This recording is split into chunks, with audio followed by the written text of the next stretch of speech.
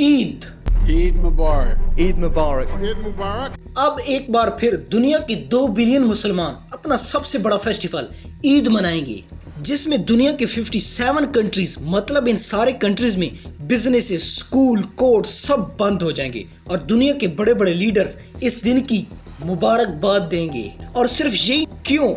इस सब के होने आज से तकरीबन 4000 साल पहले इराक के इलाके ऊर में इब्राहीम अलैहिस्सलाम पैदा हुए। ये ऊर कोई आम सिटी नहीं थी, बल्कि उस जमाने की एक बहुत ही स्ट्रॉन्ग और सबसे बड़ी सिटी थी। इसका अंदाजा इस बात से लगाया जा सकता है, आज से 4000 साल पहले जब इब्राहीम अलैहिस्सलाम इस सिटी में आबाद थे, तो उसी टाइम का एक टेंपल उस सिटी में आज भी मौजूद है, जिसे ज़िकुरात ऑफ ऊर कहा जाता है। ये ऐसी बिल्डिंग है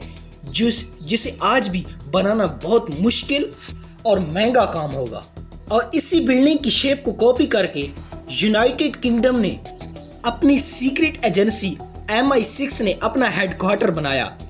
इब्राहीम अलैहिस्सलाम का ऊर सिटी में पैदा होना तो हजारों सालों तक सिर्फ तौरात में लिखा हुआ था, लेकिन आज से तकरीबन 100 साल पहले 1930 में साइंटिस्ट को इराक के उसी इलाके में बहुत सी इम्पोर्टेंट टेम्पलेट्स मिली, जिनमें साफ साफ इसी ऊर सिटी का बार बार जिक्र है। साइंटिस्ट को इन इंस्पिरेशन के साथ साथ बहुत सारे खजाने और ट्रेजर भी मिले।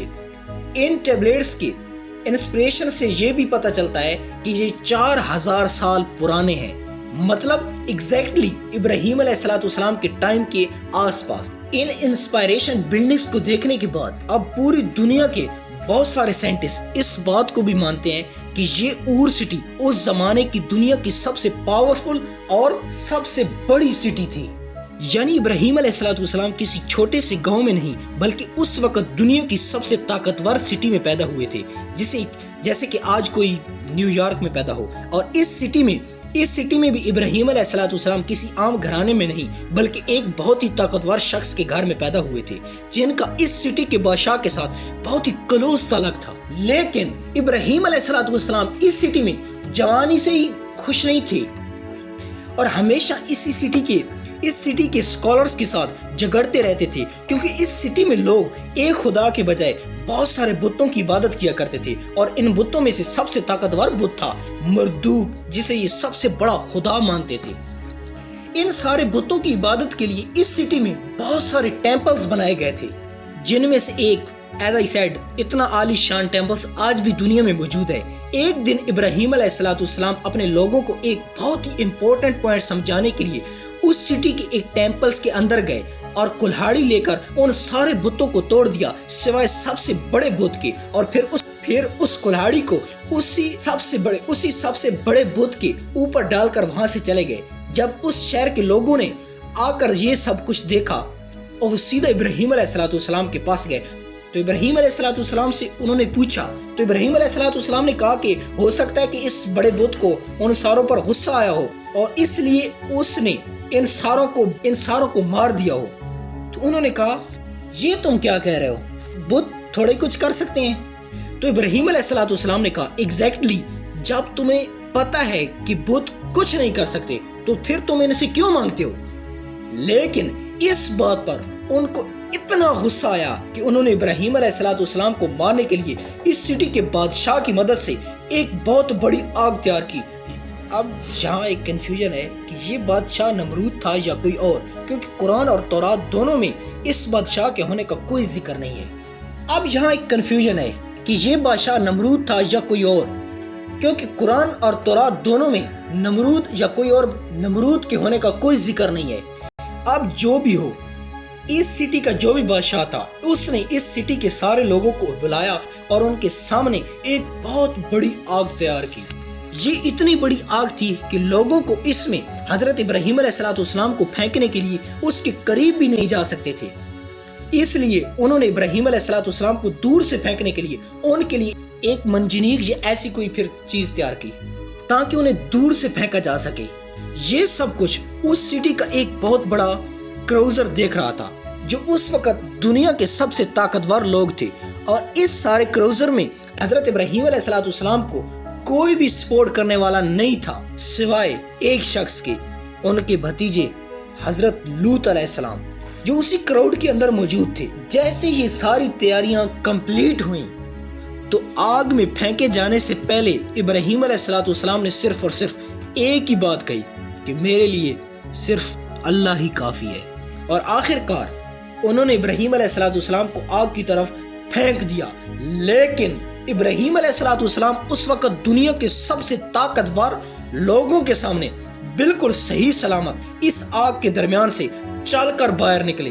یہ دیکھ کر اس سٹی کے سارے لوگ بہت حیران ہوئے کہ یہ کیسے ہو سکتا ہے۔ اس کے بعد یہ سارے لوگ ابراہیم علیہ السلام سے اتنے ڈرنے لگے کہ انہوں نے دوبارہ ابراہیم علیہ السلام کو کوئی نقصان پہنچانے کی کوشش ہی نہیں کی۔ اس سب کے بعد حضرت ابراہیم علیہ السلام اپنی بیوی سارہ اور اپنے بھتیجے لوط علیہ السلام کے ساتھ اس علاقے کو چھوڑ کر دوسرے علاقے فلسطین کی طرف گئے۔ پھر انہیں چھوڑ کر ایک دوسری سٹی کی طرف گئے۔ وہاں جو ہوا اسے ہم پھر ایکسپلین کریں گے، تو سبسکرائب۔ اس کے بعد ابراہیم علیہ السلام یہی فلسطین کے علاقے میں اپنی فیملی کے ساتھ رہنے لگے اور آہستہ آہستہ یہاں بہت اچھی طرح سیٹل ہو گئے۔ مطلب یہودیوں کی کتاب میں لکھا ہے کہ ابراہیم علیہ السلام کے پاس ایک ہی ٹائم پر 300 سے زیادہ نوکر تھے، لیکن اتنی بڑی جائیداد اور مال کے بعد بھی ابراہیم علیہ السلام کی کوئی بھی اولاد نہیں تھی، تو انہوں نے آخر کار 86 سال کی عمر میں اللہ سے اولاد کے لیے دعا کی،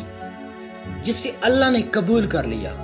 لیکن یہاں سے آگے بہت ہی انٹرسٹنگ باتیں لکھی ہیں جو آج ساری کی ساری پوری ہو چکی ہیں، تو انہیں بھی مینشن کرنا لازم ہے۔ تورات میں لکھا ہے کہ جب حضرت ابراہیم علیہ السلام نے اللہ سے اولاد کے لیے دعا مانگی تو اللہ نے کہا اوپر آسمان کی طرف دیکھو، آسمان میں جتنے بھی سٹارز تمہیں نظر آ رہے ہیں بالکل اسی طرح تمہاری اولاد بھی پوری دنیا میں پھیلے گی، دنیا کے بہت بڑے بڑے بادشاہ اور نبی تمہاری اولاد سے ہوں گے۔ اس کے بعد ابراہیم علیہ السلام کی بیوی ہاجرہ سے ان کا بیٹا اسماعیل علیہ السلام پیدا ہوا۔ لیکن جیسے اسماعیل علیہ السلام کی عمر 11 12 13 برس کے قریب ہوئی تو ایک رات ابراہیم علیہ السلام نے خواب دیکھا جس میں وہ اپنے بیٹے اسماعیل کو، لیکن اب یہاں سے تھوڑی سی کنفیوژن ہے کہ کچھ سکالر سمجھتے ہیں کہ یہ واقعہ فلسطین کنعان میں پیش آیا تھا، لیکن زیادہ تر سکالرز کہتے ہیں یہ واقعہ مکہ میں پیش آیا تھا۔ تورات میں لکھا ہے اسماعیل علیہ السلام کے پیدا ہونے کے بعد ابراہیم علیہ السلام نے زیادہ ٹینشن اپنی بیوی سارہ کے بجائے ہاجرہ اور اس کے بیٹے اسماعیل کی طرف دینے لگی، جس کی وجہ سے ان کی بیوی سارہ کے دل میں اسماعیل اور ہاجر کی طرف تھوڑی دل میں ہونے لگی۔ لیکن قرآن میں صرف اتنا لکھا ہے کہ یہ ابراہیم علیہ السلام نے اللہ کے حکم سے کیا تھا۔ ابراہیم علیہ السلام اپنی ہاجر اور اسماعیل کو لے کر فاران کے ڈیزرٹ کی طرف روانہ ہوئے، جسے آلموسٹ آج یہودی بھی عرب میں یہی مکہ کے آس پاس سمجھتے ہیں۔ فلسطین اور مکہ کے درمیان آلموسٹ 1400 کلومیٹر فاصلہ ہے، وچ مینس انہوں نے پیدل آلموسٹ 1 ماہ کا سفر کیا ہوگا، اگر گھوڑے یا اونٹ پر کیا ہوگا تو آلموسٹ 16 یا 17 دن لگے ہوئے۔ ابراہیم علیہ السلام نے اس فاران کے ڈیزرٹ کے قریب ایک ویران جگہ پر آ کر چھوڑ دیا اور وہاں سے واپس فلسطین کی طرف روانہ ہوئی، اور ان کی بیوی ہاجر نے ان سے پوچھا کہ آپ ہمیں اکیلا چھوڑ کر کیسے جا سکتے ہیں، لیکن ابراہیم علیہ السلام نے کوئی جواب نہیں دیا۔ جب دوسری بار ابراہیم علیہ السلام کی بیوی نے پوچھا کہ تم یہ سب اللہ کے حکم سے کر رہے ہو، تو ابراہیم علیہ السلام نے پیچھے مڑ کر دیکھا اور کہا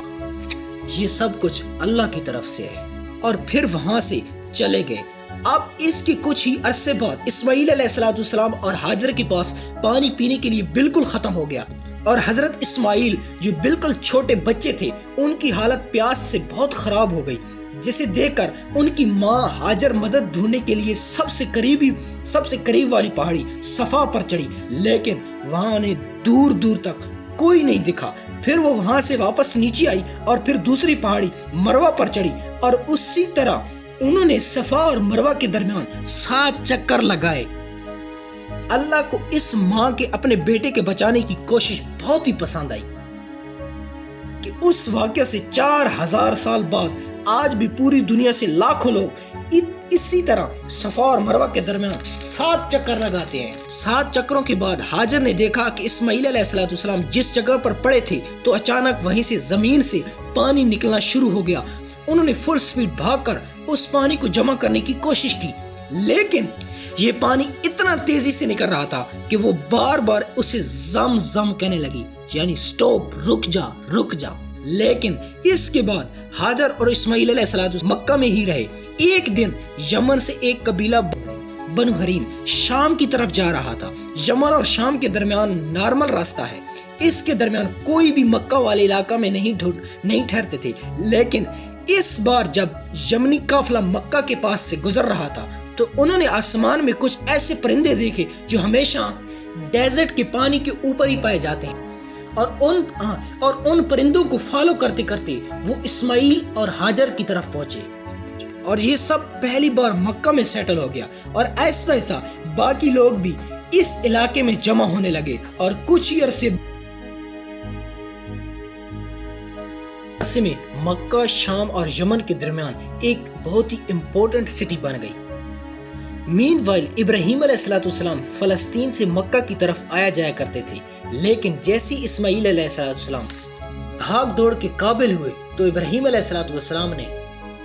ایک رات خواب دیکھا جس میں انہیں ایک لوتے بیٹے اسماعیل علیہ السلام کو قربان کرنے کا حکم دیا گیا۔ اب یہاں پر پھر تھوڑی سی کنفیوژن ہے، کیونکہ یہودیوں کی کتاب میں لکھا ہے کہ اللہ نے ابراہیم علیہ السلام کو اس کے دوسرے بیٹے اسحاق کو قربان کرنے کا حکم دیا، لیکن اور قرآن میں بھی صرف بیٹے کو قربان کرنے کا حکم دیا گیا، کسی کا نام نہیں لیا گیا، جس کی وجہ سے مسلمانوں کے بھی کچھ پرانے اسکالرز اسحاق کو ہی قربان ہونے والا بچہ سمجھتے ہیں، لیکن زیادہ تر مسلمان آج ہی اسماعیل علیہ السلام کو ہی ذبیح سمجھتے ہیں، کیونکہ قرآن میں ابراہیم علیہ السلام کی سٹوری کا سیکوینس اس طرح ہے کہ پہلے اسماعیل علیہ السلام پیدا ہوئے، پھر قربانی کا واقعہ ہے، اور پھر حضرت اسحاق علیہ السلام پیدا ہوئے۔ اس کے علاوہ تورات میں بھی آج کلیئرلی لکھا ہوا ہے کہ اللہ نے ابراہیم علیہ السلام کو اپنے ایک لوتے بیٹے،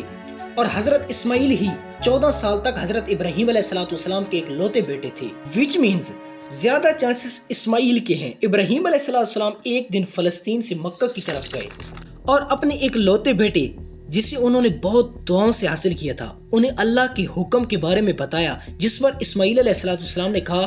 کہ آپ بالکل ویسا ہی کریں جیسا آپ کو حکم دیا گیا ہے۔ تو ابراہیم علیہ السلام نے مکہ میں اپنے بیٹے کو قربان کرنے کے لیے روانہ کیا، تو راستے میں انہیں شیطان نے روکنے کی کوشش کی، لیکن انہوں نے شیطان کو کنکریاں مار کر وہاں سے بھگا دیا۔ ابراہیم علیہ السلام کی شیطان کو مارنے کی یہ ایکٹ بھی ہر سال پوری دنیا کے مسلمان حج میں کاپی کرتے ہیں۔ جیسے ابراہیم علیہ السلام نے اسماعیل کو قربان کرنے کے لیے لٹایا تو اللہ نے ایگزیکٹ ٹائم پر روک دیا اور انہیں اسماعیل کے بجائے ایک مینڈا قربان کرنے کا حکم دیا۔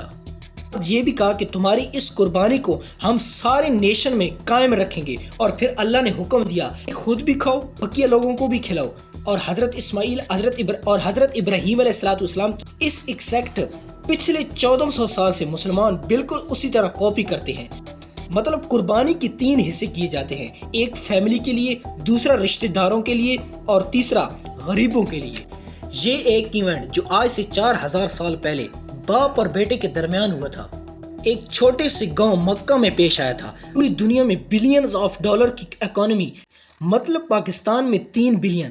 انڈیا میں 4 بلین، بنگلہ دیش میں 5 ملین، اور دنیا کے سب سے بڑے اسلامی ملک انڈونیشیا میں 14 بلین۔ اس کے علاوہ سعودی عربیہ میں 6 بلین اور ترکی میں 2 بلین، اور اسی طرح دنیا کے باقی کنٹریز میں بلین آف ڈالر کا بزنس ہوتا ہے۔ قربانی کی اس واقعہ کے بہت سال بعد ابراہیم علیہ السلام ایک بار پھر فلسطین سے مکہ کی طرف آئے۔ اس بار انہوں نے اپنے بیٹے اسماعیل علیہ السلام کے ساتھ اس سٹی میں اللہ کی عبادت کے لیے گھر بنایا، کعبہ، جس کے بعد ابراہیم علیہ السلام واپس فلسطین چلے گئے اور کچھ عرصے بعد وہیں پر وفات پا گئے۔ اسماعیل علیہ السلام کے بعد پورا عرب اسی طرح حج کرنے کے لیے ہر سال مکہ آیا کرتا تھا، صفا اور مروہ کی پہاڑیوں پر جایا کرتا تھا۔ عرب میں لوگ قربانی بھی کیا کرتے تھے، لیکن اب 2500 سال گزرنے کے بعد